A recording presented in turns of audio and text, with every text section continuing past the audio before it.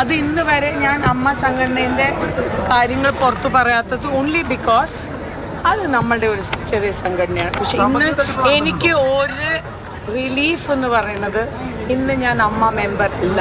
ഞാനും എൻ്റെ കമ്മിറ്റിയും റിസൈൻ ചെയ്തിട്ടുണ്ട്.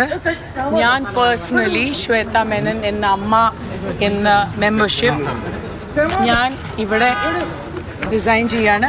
I have come out of AMMA organisation. AMMA organisation പണ്ട് കുറച്ച് സ്ത്രീകൾ പറഞ്ഞ പോലെ ഇന്ന് എനിക്കും തോന്നി കുറ്റാരോപിതരായ ആൾക്കാരുടെ കയ്യിൽ വീണ്ടും പോകാൻ വേണ്ടിയുള്ള ഒരു ശ്രമമാണ്. അതൊരു എജൻഡയായിരുന്നു. നമ്മളുടെ രജിസ്ട്രേഷൻ ഈ ഭാഗത്തായിരുന്നു. പക്ഷെ മിക്ക ആൾക്കാരും വലിച്ചിട്ട് അങ്ങോട്ട് കൊണ്ടുപോയിട്ട് അവിശ്വാസം പ്രമേയം സൈൻ ചെയ്യിപ്പിച്ചു. നമ്മൾക്ക് ഒന്നും പറയാതെ നമ്മളോട് ഒരു ആദ്യമേ ഒരു എന്താ പറയുക എജൻഡ വെച്ചിട്ട് നമ്മളെ പുറത്താക്കാൻ നോക്കി. അപ്പോൾ എനിക്കൊരു വ്യക്തിത്വമുണ്ട്.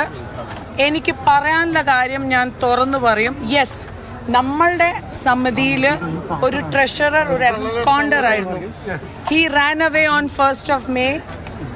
1 തീയതി നമ്മളുടെ അമ്മ സംഘടനേൻ്റെ സ്റ്റാഫ് റിസൈൻ ചെയ്ത് മറ്റേ പുറത്താക്കിയപ്പെട്ടപ്പോൾ ലേബറിലും പോലീസിലും കംപ്ലയിൻറ്റ് ചെയ്തപ്പോൾ ഒരു മെയിലും കൊടുക്കാതെ ഒരു അറിവുമില്ലാതെ കമ്മിറ്റി ഒന്നും അറിയാതെ ഇവർ റിസൈൻ ചെയ്ത് മറ്റേ മൂപ്പര് ഓടിപ്പോയി തന്നെ ഞാൻ പറയുള്ളൂ.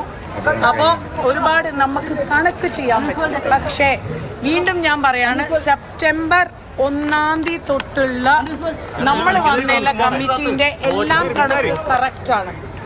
അതിൻ്റെ മുമ്പേ ബാബുരാജേട്ടൻ ചെയ്ത കമ്മിറ്റീൻ്റെ ഒരുപാട് കുഴപ്പങ്ങളുണ്ട്.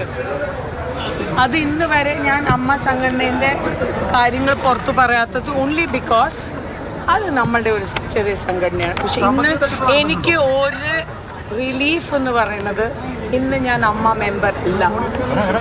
ഇന്ന് ഞാൻ അമ്മ മെമ്പർ ഇല്ലാത്തതുകൊണ്ട് എനിക്ക് തുറന്ന് പറയാനുള്ള ഒരു അമ്മ രാജി വെച്ചു.